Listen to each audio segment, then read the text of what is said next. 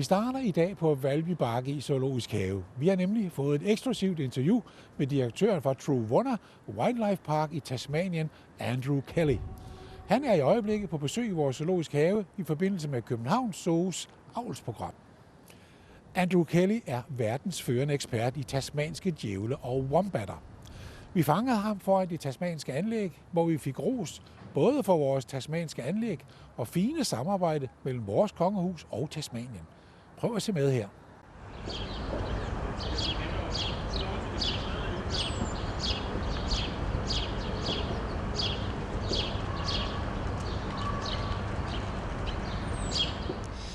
Now, the breakthrough with Copenhagen breeding the devils here successfully, they've signed on to the program to be part of the ambassador program, and now the Copenhagen Zoo will be able to supply other European zoos, and this is the breakthrough. There's only been a decision made in the last 6 months, or 3 months actually, that Copenhagen Zoo, with excess devils from here, will be able to go to other European zoos. What do you think of the animal felicity here in Copenhagen Zoo? Look, when the devils first came to Copenhagen in 2006, the zoo didn't have much warning or didn't have much knowledge on how to house and manage Tasmanian devils. So they did a remarkable job in a short time, and that facility proved to be effective, the way the devils were managed in a dynamic system. However, when I came to seeing this new facility and seeing the devils adopt this new facility, I would have to say it's world class. It's probably the best devil facility I have seen, definitely outside of Australia, but it still ranks high even amongst the better devil facilities in Australia. So it's a very good job.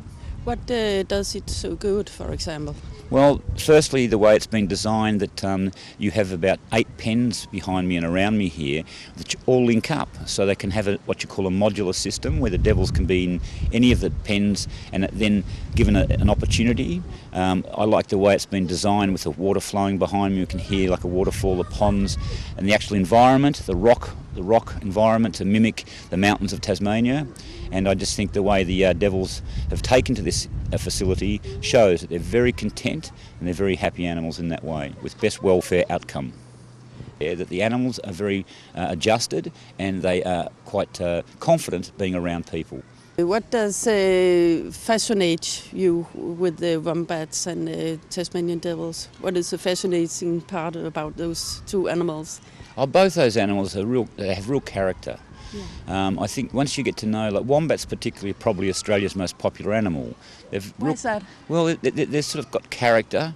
They're a very tough, solid animal. They've got character. They sort of, they're in fact underrated as how intelligent or how smart or how engaging wombats are. I think we have a famous storybook in Australia called The Muddle-Headed Wombat, and so most people think wombats aren't very smart. But in fact, wombats are an amazing animal, and devils as well. Devils also, once you get devils and you see them here at Copenhagen when they're totally what we call sea devils, confident, calm, cool, and they communicate, they're very communicable. Devils are very cheeky animals. And how, for example? Well, if you watch the little ones playing with each other and the way they talk and argue with each other, it sounds like they're swearing at each other, but in fact it's just the way they communicate. Always looking for something to do. They get so that's why here you've got an ability to move them around and mix them up and to stop them from being bored. Prøv at spørge, hvornår vi får nogle nye dyr fra Tasmanien. Our photographer is asking about when there will arrive new animals from Tasmanian. When?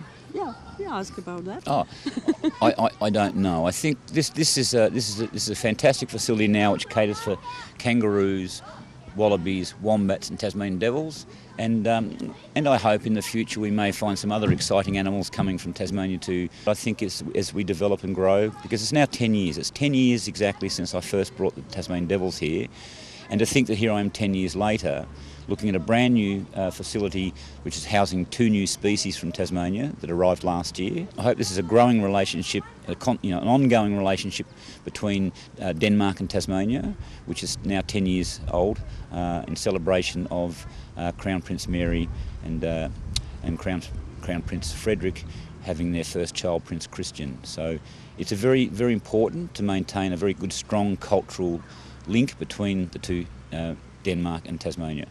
And the animals, of course, our wildlife, which of course most Australians identify themselves through their wildlife. That's one of the things we have very strong in our Heritage Act of Parliament, that gives wildlife a very important role in being who we are as Australians.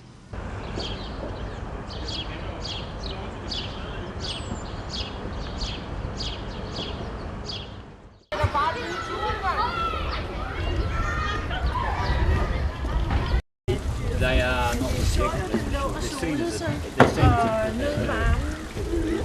seasoned back. I wouldn't like to use the word never.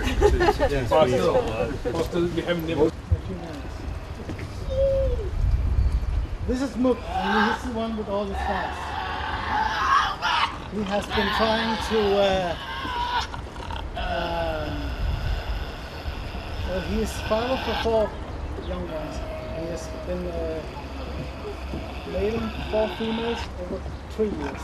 So he has been in contact with a lot of girls. But what I do is I take them by the tail like this and have 3 fingers like this up here. 1 on each side of the leg. And 2 here on the neck. And then quickly you have to have them, have to quickly take them off like this. If you have them hanging down there, they're gonna be, they're fighting too much.